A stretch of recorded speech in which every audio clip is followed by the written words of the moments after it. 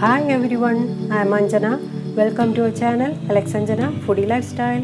Today I am going to prepare a famous Malabar dish, apple pola, which is a very tasty one.